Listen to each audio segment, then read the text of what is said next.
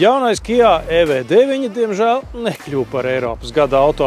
Tomēr tas tik un tā nemaina faktu, ka šī automašīna ir vienkārši apbrīnojama. Ne tikai izmēru, bet arī citu īpašību dēļ.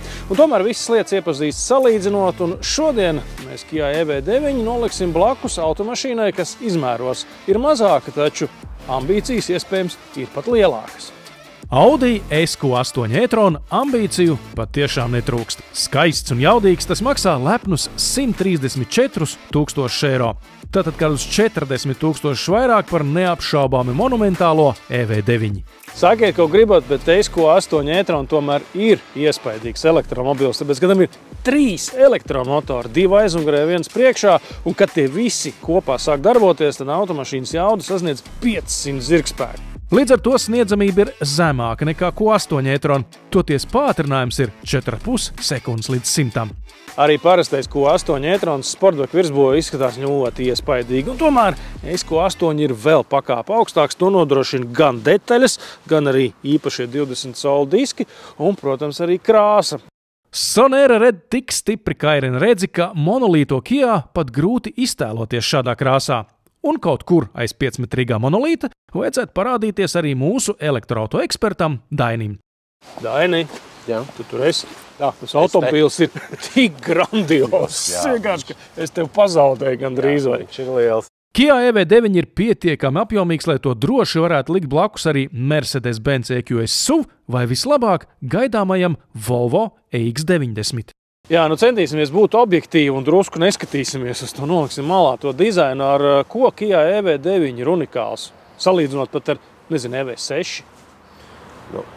Šajā gadījumā mēs pat EV9 varam salīdzināt ar jebkuru mašīnu tirgu, jo tā ir pirmā mašīna, kurā ir saliktas visas iespējamās tehnoloģijas, kas saistītas ne tikai ar braukšanu, bet arī ar enerģētikas jomu. Tas nozīmē, ka Kia EV9 tehniski spēj atdot elektroenerģiju atpakaļ tīklā, aktivizēt ātros lādētājus bez kartēm un tam līdzīgi. Labs jautājums ir tas, cik no tā vispār pieejams ir mūsu tirgu vai Eiropā? Pēdējā informācija liecina, ka Eiropā uz doto brīdi nekas no tā nav pieejams.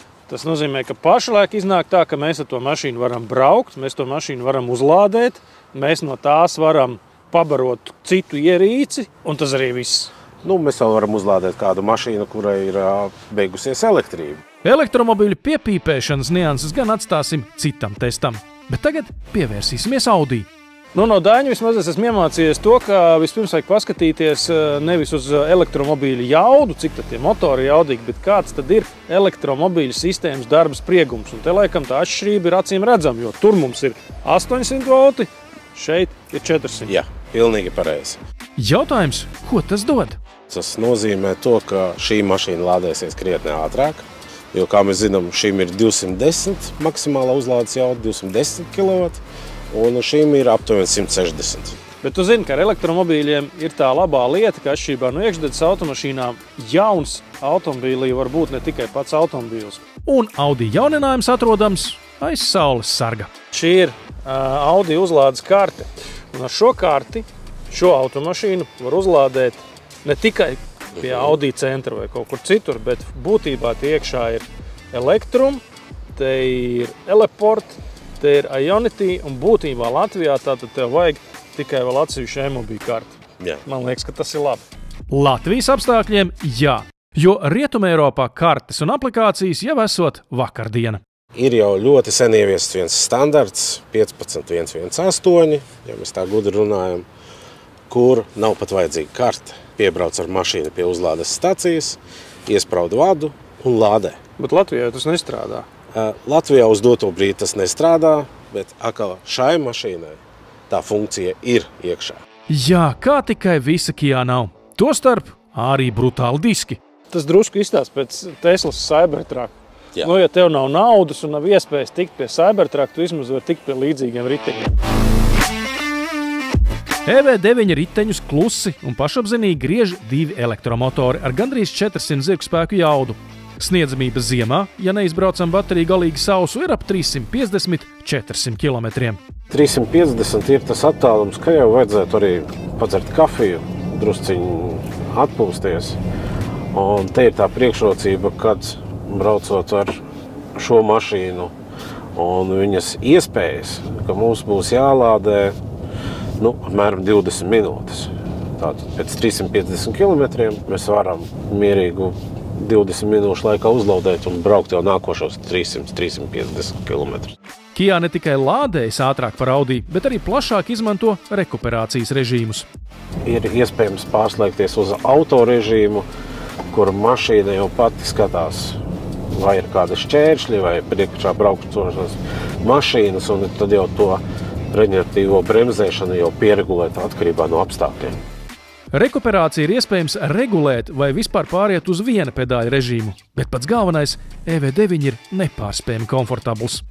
Ļoti ērtas sēdvietas un ļoti pārskatāms displejs.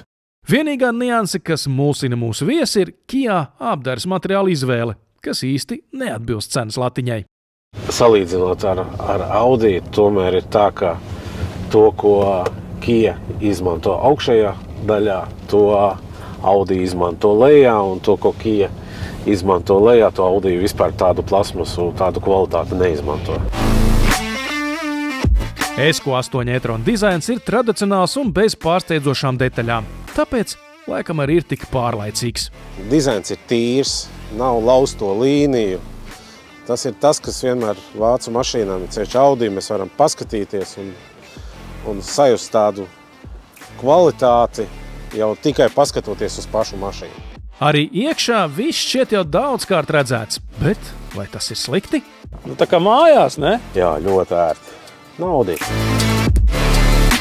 Viss gan sēdeklis, gan vieta, kā tu sēdi, viss. Tu esi tā kā mašīnas sastāvdaļa. ESQ8 e-tron uzsvars acīm redzam ir uz braukšanas baudu, jaunākās elektroauto tehnoloģijas atstājot nākamajā modeļu paudzē. Dinamika, komforts un kvalitāte. Drusciņi ne par tehnoloģiju. Galu galā jārespektē fakts, ka e-tron saknes jau sniedzas līdz pat 2018. gadam, kamēr Kia uzražot uz jaunākās iespējamās platformas. Tādā mašīnā kā Kia, lai visu saprastu, kā ir uzbūvēta arhitektūra, regulēšanas, vajadzīgs 10-15 minūtes. Šitajā mašīnā tas ir 3 minūtes, jo to funkcija ir mazāk krietni, ko var regulēt. Toties Audi uzlādes porti joprojām ir abās pusēs, kaut arī par piemaksu. Bet Kia vienīgais štepsels liekams aizmugurē labajā sānā. Laiks veikt izvēli. Ja man nevajadzētu nekādas tehnoloģiskās features un es neskatītos uz cenu, tas ir Audi. Ja mani interesē tehnoloģijas un kā viņu tomēr iebūvēt to mašīnu tajā enerģētikas tīklā, tad es izvēlētos Kia.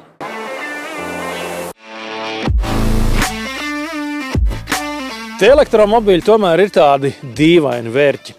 Ja sākumā mums šķita, ka Audi un Kia nekādi nav tieši salīdzināmi, jo vienīgā līdzība ir tāda, ka tie ir elektriski un tiem ir apmēram vienādas ietilpības baterijas, tad testa gaitā atklājās, ka katra no šīm automašīnām ir drusku vairāk nekā elektromobīlis, jo Kia EV9, ja to var izmantot pilnībā, faktiski kļūst par jūsu enerģētiskās doktrīnas sastāvdaļu.